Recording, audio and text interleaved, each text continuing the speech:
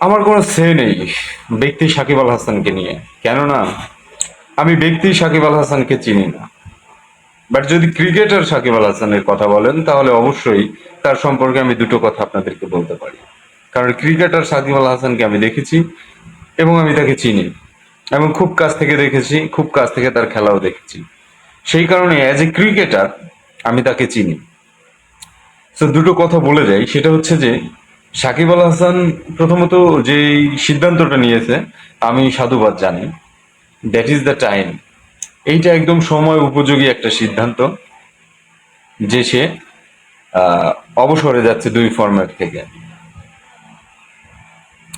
তার মাথার মধ্যে শুধু মগজ আর ঘিলু। স্যালুট হিম। আপনাকে কখনো না কখনো কোথাও না কোথাও অবসর নিতেই হতো, কিন্তু একটা জিনিস কি খেয়াল করেছেন? বাংলাদেশে এই প্রথম কেউ একজন সম্মানের সাথে বলে দিল যে সে বিদায় নিচ্ছে। তাকে ফোর্স করতে হয়নি, তার সম্পর্কে দুইটা নেগেটিভ কথা বের হয়নি। এটা ভালো না? আর দ্বিতীয় যেই কথা সবসময় আপনারা বলেন যে সাকিব আল হাসান আসেনি, এটা সত্যি, কিন্তু সাকিব আল হাসান আর হবে না কে বলেছে আপনাকে? সাকিব আল হাসানরা যুগে যুগে তৈরি হয় একটা, হয়তো আপনি এক যুগে পাননি, সামনের আর এক যুগে পেয়ে যাবেন নিঃসন্দেহে, কোনো সন্দেহ নেই। কারণ রেকর্ড তৈরি হয় ভাঙার জন্য। সো সাকিব আল হাসান আসবে না এই কথা আপনাকে কে বলেছে?